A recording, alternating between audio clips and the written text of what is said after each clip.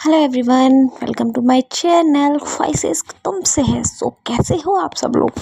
I hope आप सब लोग बहुत अच्छे होंगे, हेल्दी होंगे। अब हम ज़्यादा बकवास ना करते हुए अपनी स्टोरी स्टार्ट करते हैं। स्टोरी नेम एक रिश्ता ऐसा भी तुमसे है कि लास्ट पार्ट में आपने सुना ही था कि सिया बहुत ही ज़्यादा चेंज हो गई होती है। उस पता ही नहीं चलता है कि वो ऐसा बिहेव क्यों कर रही है। रूही से बिल्कुल भी अच्छा बिहेव नहीं कर रही होती, उसे बस दूर करना चाहती है खुद से और इंडिया जाने की रट लगाई बैठी है। लेकिन रूही सिया को काफ़ी समझाती है, उसे बोलती है कि देखो अभी ये सिचुएशन नहीं है कि हम लड़ें, हमें एक दूसरे के साथ की नीड है। आगे देखते ही देखते सुबह हो जाती है। हाँ, सिया रूही की आंखों में अभी भी नींद नहीं होती और सिया सिया बिल्कुल ऐसे ही सो जाती है जैसे कि कोई प्रॉब्लम ही नहीं थी। सुबह के 7 बजे सिया उठती है और उठ के देखती है सोफे की तरफ जहाँ रूही बैठी होती है और वो स्टिल अभी भी बैठी हुई होती है। तभी सिया बोलती है, क्या हुआ, तुम इतनी जल्दी कैसे उठ गई? और तब वो है ना जो सोता है, मैं तो सोई नहीं। क्या मतलब, क्यों नहीं सोई? मैंने मना किया था तुम्हें सोने के लिए। नहीं, तुमने मना नहीं किया, बट मुझे नींद नहीं आ रही थी इसलिए। हाँ, तो इसमें मेरी कोई गलती थोड़ी है जो तुम मुझे इस तरीके से बात कर रही हो। मुझे पता है आज तुम्हारी शादी है, तुम्हें उसकी टेंशन हो रही होगी, तो कर लो ना, मैंने मना किया है क्या? लिसन सिया, देखो तुम चाहे मुझे पता नहीं किस वजह से मुझे गलत समझ रहे हो या फिर मेरे ऊपर ट्रस्ट कर भी रही हो, नहीं मुझे नहीं पता, लेकिन मैं एक बात तुमसे क्लियर कर देना चाहती हूँ कि मुझे सच में रितिका में कोई इंटरेस्ट नहीं है। मैं उसे पसंद नहीं करती हूँ। मैं उससे शादी क्यों करूँगी? मैंने शादी के लिए हाँ बोला था क्योंकि मुझे तुम चाहिए थी उसके चंगुल से बाहर। अब जब तुम मेरे पास हो ही तो मैं क्यों करूँगी उससे शादी? हाँ हाँ, तो फिर क्यों है यहाँ? भाई पासवर्ड नहीं है हमारे पास, पासपोर्ट के बिना कैसे जाएंगे इंडिया, बताओ तुम। अच्छा, तो जाओ उससे लेके आओ। सीरियसली? मैं जाऊंगी उसके पास और वो आसानी से मुझे दे देगी कि ये लो तुम्हारे पासपोर्ट और चैन से इंडिया जाओ। जो उसने इंडिया से यहाँ बुलाने के लिए इतना बड़े पापड़ बेल दिए, तो आसानी से वो हमें जाने देगी? तो जाके उसे बात करो, क्लियर कट शब्दों में बोलो उसके कि तुम उसे पसंद नहीं करती। बहुत बार बोल दिया ना, तुम्हें समझ में आता है ना उसे समझ में आता है। क्या मतलब मैं तो मुझे पसंद? देखो मेरी बात सुनो, उसका मोटिव था हमें यहाँ बुला के हम दोनों को अलग करवा दे, लड़ाई करवा दे, और जो कि इसमें एकदम सक्सेस हो भी गई। उसने हम दोनों में लड़ाई करवा दी, ठीक है। देखो इसमें उसकी तो मुझे लगता है कोई गलती नहीं है, गलती आपकी है। हाँ मेरी गलती है कि मैं तुम्हें यहाँ लेके आई। ओह हाँ हाँ, और तुम यहाँ आती मज़े से एकदम उसके साथ सब कुछ करके और फिर शादी वादी करके वापस जाती है ना, यही करने वाली थी ना, मुझे धोखा देने वाली थी। एकदम से रूही उठ के सिया के पास जाती है। सिया का जो उसने पहना होता है उसका गला वहाँ से पकड़ लेती है कि मेरी बात कान खोल के सुन लो, ये 10 बार मैं कल से सुनिए, धोखा धोखा धोखा कब दिया मैंने तुम्हें धोखा? हाँ, कि तुम्हें मुझे कभी धोखा देते हुए देखा है? क्या होता है धोखा?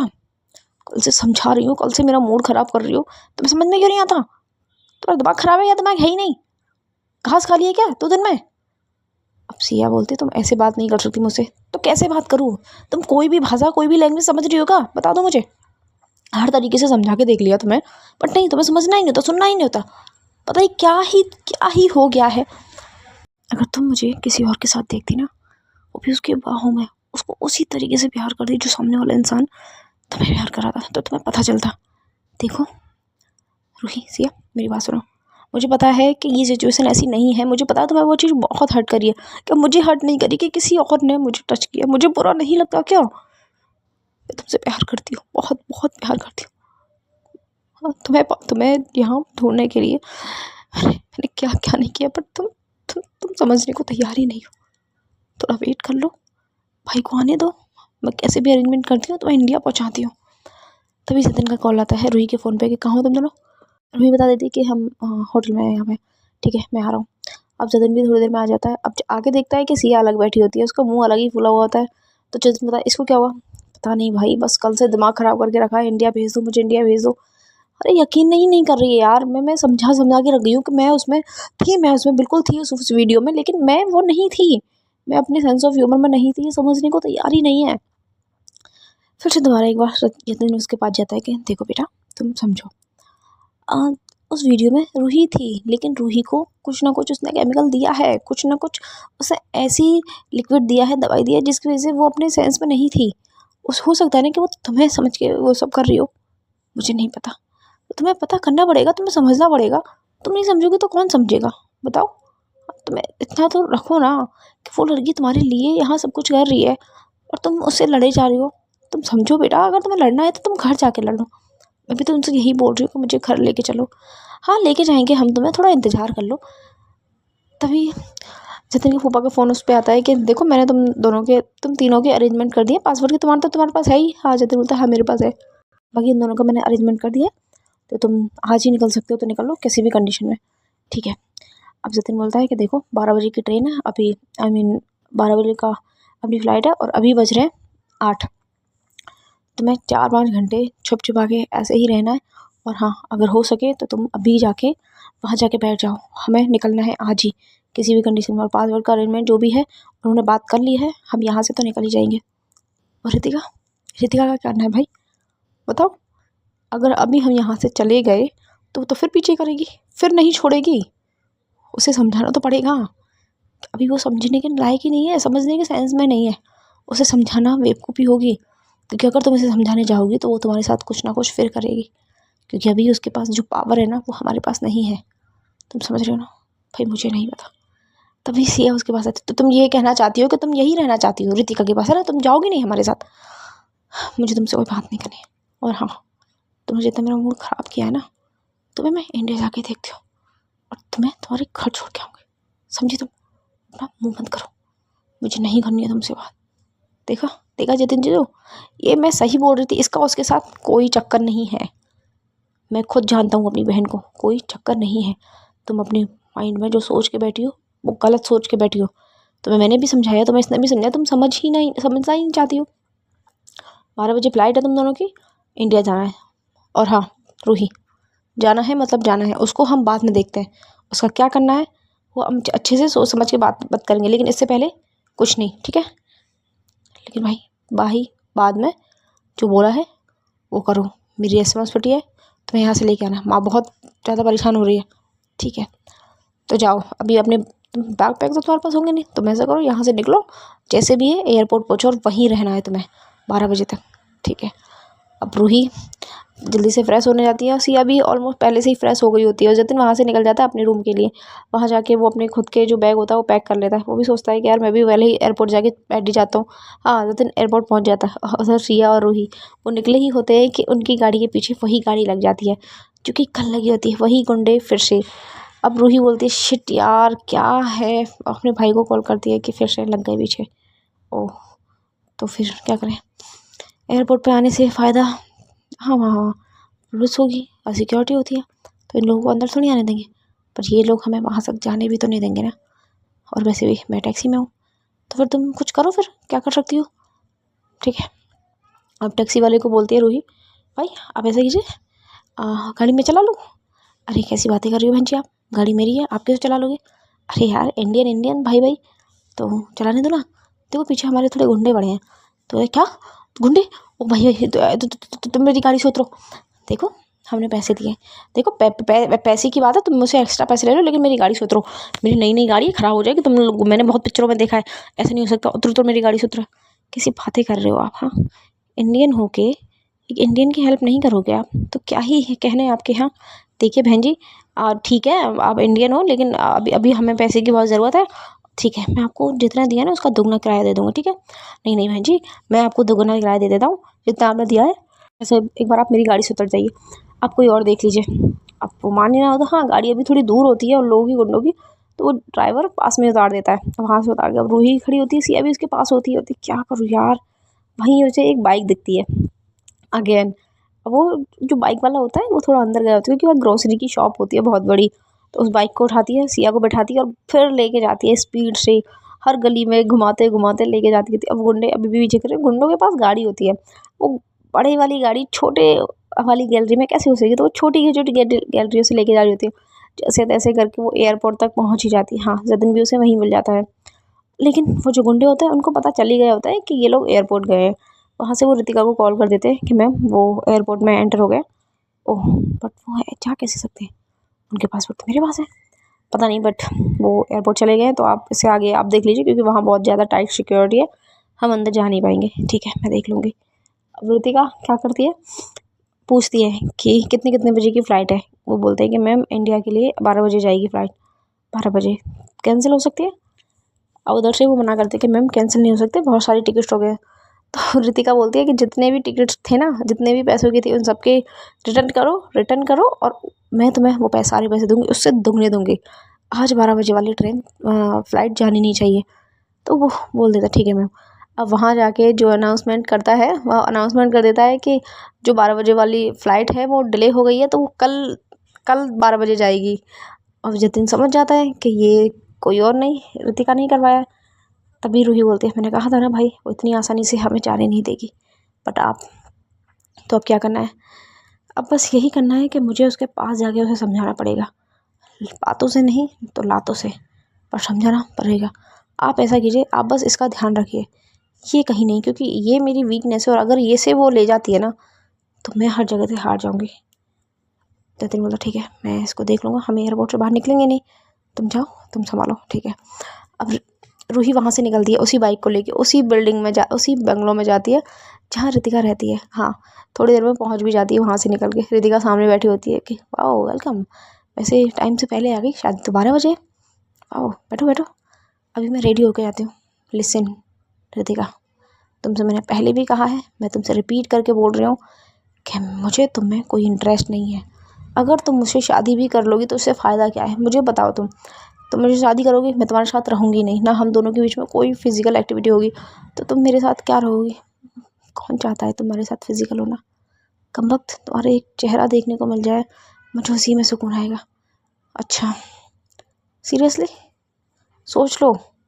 हाँ सोच लिया, तुम बस एक बार मुझसे शादी तो करो। यार देखो मेरी बात सुनो, अगर तुम मुझसे शादी कर भी लोगी ना तो उसका कोई फ़ायदा रहेगा नहीं, क्योंकि मेरे दिल में हमेशा सिया रहेगी और सिया के अलावा कोई और आ नहीं सकता। अच्छा, और अगर वो इस दुनिया में बस ये बोलने की देरी होती है, रूही रितिका का गला पकड़ लेती है, बोलती है इसे आके अपनी ज़बान निकाल मत लेना, वरना मुझसे बुरा तुम्हारे लिए कोई होगा नहीं। और हाँ, जिन पैसों के दम पे तुम उछल रही हो ना, तुम भूलो मत, मैं चुटकियों में उन पैसों को आग लगा सकती हूँ। अगर मैं तुमसे कुछ कह नहीं रही हूँ, हाँ क्यों नहीं कह रही हो? हटो यार, तुम्हें समझाना। अब रूही को बहुत गुस्सा आती है। बीच में एक टेबल पड़ी होती है, उस टेबल पर बहुत ज़ोर से हाथ मारती है। हाँ वो कांच की होती है, उससे रूही के बहुत ज़्यादा चोट लग जाती है। अब रितिका एकदम से डर जाती है, क्योंकि रूही की चोट तो रितिका को भी दर्द देगी। अब रूही समझ जाती है कि इसको समझाना है तो मुझे खुद को हर्ट करना होगा। हाँ, वो जो चोट लगी होती है, जैसे ब्लड आ रहा होता है, अब रितिका थोड़ी बड़ी वरिड हो जाती है। वो बोलती है दीदी तो तुम्हारी चोट लगी, तुम प्लीज़ ऐसी हरकतें मत करो। अब रूही खुद को और हर्ट करती है। वहाँ जो पिलर लगे होते हैं उसमें खुद का सर मारती है कि तुम मुझे चाहती हो ना, लेकिन इस जन्म में मैं तुम्हें कभी नहीं मिलूंगी। वो खुद का सर फोड़ लेती है बहुत बुरी तरीके से। रितिका उसे बहुत रोकती है, लेकिन रूही रुकती नहीं है। फिर अपना सर मारती है, दूसरी जगह अपने हाथ मारती है। हाँ, एक चाकू उठाती है, उसे अपना हाथ फिर से काट लेती है। रितिका बहुत ज़ोर से रोने लग जाती है। उसके पेरेंट्स उसे समझाते हैं कि तुम चुप रहो, ये तुम्हें बस फंसा रही है, ये तुम्हें। तभी जो रूही की होती है वो उसके पेरेंट्स को उस चाकू से डरा देती है। हाँ, उसके पेरेंट्स थोड़ा पीछे हो जाते हैं और फिर से वो वही गेम खेलती है खुद को, बट बहुत हर्ट कर देती है। कहीं से काट रही होती है, कहीं से मार रही होती है, बहुत ज़्यादा खुद को इतना डैमेज कर लेती है कि वो खड़े रहने लायक ही नहीं रहती। तब रितिका जब पूरी तरीके से रूही एकदम बैठ गिर जाती है ना, तब रितिका उसके करीब आती है कि प्लीज़ प्लीज़ मत करो, तुम यही चाहती हो ना कि तुम मेरे साथ रहो, बट इस जन्म में तो मैं तुम्हारी कभी नहीं हो सकती, कभी भी नहीं। और यही बोल के रूही बेहोश हो जाती है। रितिका जल्दी से बुलाती है लोगों को, एम्बुलेंस आती है और उसको लेके हॉस्पिटल जाते हैं। वहाँ जाके उसे भर्ती कर जाता है। उसके पूरे बॉडी पे हर जगह एक अलग ही कट और निशान होता है। हाँ, जो रितिका होती है वो कॉल करती है उसके फूफा जी को कि रूही के बहुत बहुत बुरी तरीके से चोट लगी है, आप प्लीज़ आइए, उसी सिया को भेजिए। अब सिया को जैसे ये पता चलता है तो सिया भी बहुत भाग के आती है वहाँ से, एयरपोर्ट से। हाँ, वो भी देखती है रूही की बहुत ज़्यादा हालत ख़राब होती है। वो आईसीयू में भर्ती होती है, क्योंकि उसने अपनी हाथों की नसें काट ली होती है, दोनों हाथों की नसें, सर फूटा होता है इसका। अब वहाँ जाके जब रूही देखती है रितिका को, रितिका बहुत ज़्यादा रो रही होती है, बहुत ज़्यादा ज़मीन पर खुद को पटक पटक के खुद के सर में चोट लगा रही होती है। रिया जाके उसे संभालती है, बोलती है कर ली तुमने अपने मन की, हो गया, मिल गई तुम्हें, अब ना वो तुम्हारी रहेगी और ना मेरी रहेगी, वो भगवान की रहेगी। तुम यही चाहती थी ना कि हो तो तुम्हारी हो, मेरी हो, वरना किसी और की ना हो। तो जाओ ले लो, तुम्हारी हो गई वो, हाँ जाओ तुम भी उसमें विलीन हो जाओ। यही चाहती थी ना, जो लड़की तुम्हें पसंद ही नहीं करती, जो तुम्हें प्यार ही नहीं करती, मैंने तुम्हें पहले भी समझाया था, लेकिन तुम समझने को तैयार ही नहीं थे। अब तुम्हें तसल्ली मिल गई और तुम्हारी फैमिली को भी। हाँ, सचिन ने पुलिस केस कर दिया होता है और पुलिस भी आ जाती है थोड़ी देर में, जो कि हाँ, रितिका की फैमिली काफ़ी नामी ग्रामी होती है उस स्विट्ज़रलैंड की। तो जैसी पुलिस आती है वो लोग अपने वकील को बुला लेते हैं, उन्हें वहाँ से लेके तो जा नहीं पाती पुलिस, लेकिन एक होता है ना, एक धब्बा ज़रूर लग जाता है। और रितिका पूरी तरीके से टूट जाती है। उसे समझ नहीं आ रहा होता कि वो कैसे बचाए रूही को। डॉक्टर आके बोलते हैं कि पेशेंट की कंडीशन बहुत ज़्यादा क्रिटिकल है, हो सकता है कि वो ना बच पाए क्योंकि खून बहुत ज़्यादा बह गया है। रूही भी बहुत ज़्यादा डर जाती है, उसकी भी आंखों में आंसू होता है। हाँ, जतिन रूही को समझा रहा होता है, संभाल रहा होता है कि तुम स्ट्रांग हो, तुम उसकी बीवी हो, समझा तुम।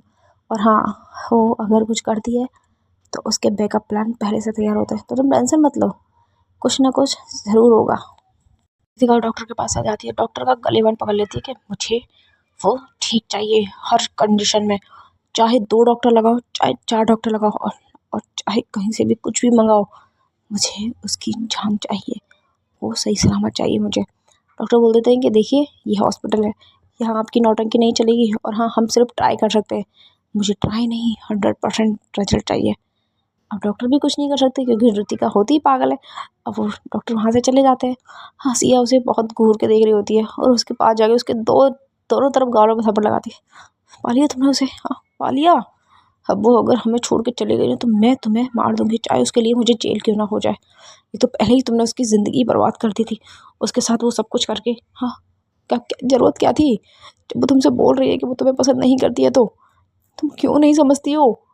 तो लोगों के लिए, तो लोगों में प्यार होना ज़रूरी है, तब वो साथ रह सकते हैं। एक तरफ़ा प्यार हमेशा दुःख देता है और तुम उस एक तरफ़ा प्यार के चक्कर में उसको पाने चली थी। हाँ, बोलो। पर रितिका कुछ भी नहीं बोल रही थी, वो सिर्फ सुन रही होती है उसकी बातें। और हाँ, बार-बार वो इधर उधर चक्कर लगा रही होती है उसके रूम के बाहर, लेकिन रूही को अभी भी होश नहीं आ रहा होता। जतिन भी चाहता है डॉक्टर से पूछें, लेकिन डॉक्टर एक ही बात बोल देते हैं कि देखिए, 24 घंटे से पहले हम कुछ नहीं कह सकते। हाँ, खून हमने चढ़ा दिया है, सारे जो ट्रीटमेंट है वो हमने कर दिए, लेकिन पेशेंट को होश आना पेशेंट पर डिपेंड करता है, ये कितनी स्ट्रॉन्ग है अब वो तो यही बता सकती है। जतिन भी थोड़ा परेशान हो जाता है। उसकी माँ का भी कॉल आता है कि बेटा तुम लोग अभी तक आए नहीं, फूफा जी बोल रहे थे कि 12 बजे तक पहुँच जाओगे।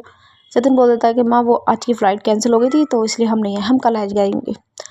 अब वो पूछते हैं कि सिया मिल गई और रूही, रूही बेटा? हाँ, सचिन बताता नहीं है, बोलता है हाँ माँ सब ठीक है, और हाँ हम पहुँच जाएंगे, आज नहीं तो कल हम आ ही जाएंगे, वरना वरना क्या बेटा? अरे माँ कुछ नहीं, आप टेंशन मत लीजिए। लेकिन पीछे से रोने की आवाज़ आती है। हाँ, रितिका बहुत ज़ोर से चिल्ला के रो रही होती है।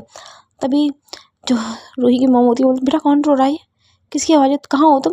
तो अरे माँ ऐसी कोई बात नहीं है, वो यहाँ पे वो एक फ़्लाइट गई थी ना, तो उसमें किसी का कोई गया होगा रिश्तेदार वगैरह, तो उसी को याद करके कोई रो रहा था। बेटा तुम ठीक सच बोल रहे हो ना, मेरा मन बहुत बहुत घबरा रहा है। अरे माँ बेमतलब का सोच रही हो, ऐसा कोई बात नहीं है, आप प्लीज़ शांत हो जाइए। तभी जो पिया होती है वो फ़ोन ले लेती है, बोलती है कि जतिन जी, सिया कहाँ है, मुझे सिया से बात करनी है। सिया से 1 मिनट रुको। अब सिया के पास फ़ोन लेके जाते हैं। हाँ, सिया उस टाइम पे भी खुद भी रो रही होती है। अब सिया फ़ोन लेती है और जतिन उसे एक बात बोल देता है कि तुम्हारी बहन को कुछ भी मत बताना, ठीक है? बोलती ठीक है। तो वो अच्छे से बात करती है कि हाँ दीदी मैं ठीक हूँ, कोई बात नहीं है, हम यहाँ फंस गए हैं थोड़ा, बस आज निकलना था। वो बोलती है कि और रितिका का सब कुछ है? हाँ वो ठीक है, समझा दिया उसे, ऐसा कोई प्रॉब्लम होगी नहीं। सिया फिर उसी कैबिन में जाती है, उसी रूम के बाहर जाके उस होल से देख रही होती है रूही को। हाँ, रूही अभी भी बेहोश होती है, कोई उसकी बॉडी में हलचल नहीं होती, पूरी बॉडी पे बहुत सारी पट्टियाँ बंधी होती है। वो उसे देखती है, बस एक बात बोलती है कि मुझे पता है कि आप एकदम से बेगुनाह हो, पर ये बात मैं अपने दिल को कैसे समझाऊँ जो मैंने देखा, नहीं समझ आ रहा मुझे कुछ। मेरा पार्टनर जिसे मैं बहुत ज़्यादा प्यार करती हूँ, वो किसी और की बाहों में उसे प्यार कर रहा था।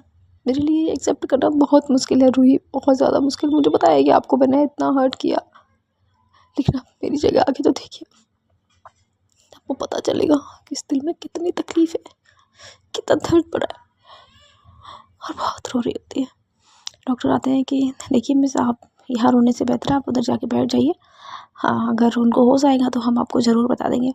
तो सिया सचिन के पास जाके बैठ जाती है। हाँ, रितिका भी वहीं बैठी होती है, उसके पेरेंट्स वहाँ से चले जाते हैं। रितिका वहाँ से हिलती नहीं है जब तक कि होश नहीं आ जाता। पूरे 24 घंटे निकल जाते हैं, कोई भी नहीं सोता है, लेकिन अभी भी होश नहीं आता रूही को। तभी 6-7 दिन होता है, वो बोलता है कि डॉक्टर आपने बोला था कि 24 घंटे के अंदर होश आ जाएगा, लेकिन होश तो अभी तक नहीं आया। तब डॉक्टर बोलता है कि देखिए इनके हो सकता है इनके ब्रेन पे बहुत ही ज़्यादा इन्होंने अपने सर को मारा है, तो उस वजह से हो सकता है इनके अंदर ब्रेन में चोट लगी हो। उसके लिए फिर हमें सर्जरी करनी होगी। आप 2-3 घंटे और वेट कर लीजिए, उसके बाद हम इनकी सर्जरी करते हैं। जतिन बोला ठीक है। अब जतिन वहाँ से निकल जाता है। जतिन जाता है, खाना लेके आता है खाने के लिए, रोहित सिया के लिए, हाँ रितिका के लिए भी लेके आता है, क्योंकि वो भी वहाँ बैठी होती है बहुत परेशान। उसने जो किया वो माफ़ी के लायक तो नहीं था, लेकिन इंसानियत नाम की भी कोई चीज़ होती है, तो बस जतिन वही कर रहा था। लेकिन रितिका साफ मना कर देती कि उसे कुछ नहीं खाना, उसे बस रूही चाहिए। जतिन फिर कुछ नहीं कहता और वहाँ से चला जाता है सिया के पास। सिया भी मना कर देती है कि नहीं जीजू मुझे कुछ नहीं खाना, मुझे भूख नहीं है।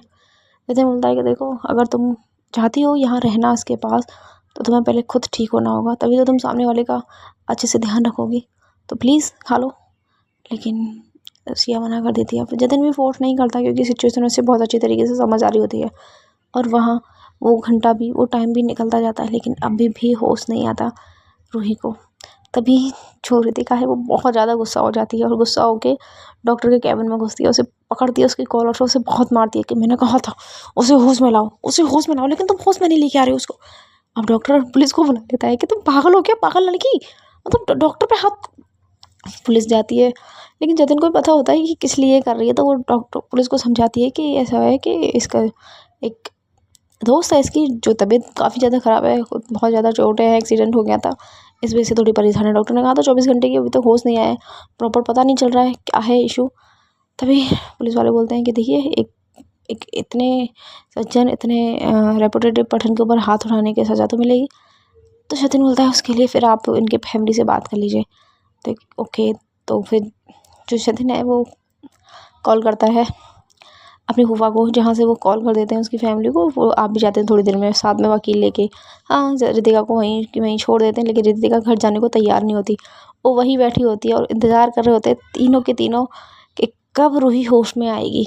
सो गाइस देखते हैं कि रूही कब होश में आती है। हाँ आज का एपिसोड काफ़ी छोटा है, और जैसे कि मैंने कल आपको कहा ही था कि जब तक अच्छे से सब्सक्राइबर नहीं बढ़ते मैं स्टोरी इतना ज़्यादा नहीं लेके आ सकती हूँ, क्योंकि लाने के लिए एक मन भी होना चाहिए, जो बन ही नहीं रहा। सब्सक्राइबर नहीं आ रहे हैं, व्यूज़ आ रहे हैं। थैंक यू सो मच मेरी स्टोरी देखने के लिए और मुझे सपोर्ट करने के लिए। अब देखते हैं ये स्टोरी क्या रंग लेके आती है, क्या रूही को होश आएगा, क्या रितिका समझ पाएगी, या सिया को फील होगा कि जो रूही ने किया उसमें रूही की कोई गलती नहीं थी। ये देखने के लिए आपको करना होगा मेरे चैनल को सब्सक्राइब और देखनी होगी मेरी स्टोरी एक रिश्ता ऐसा भी तुमसे। Thank you so much.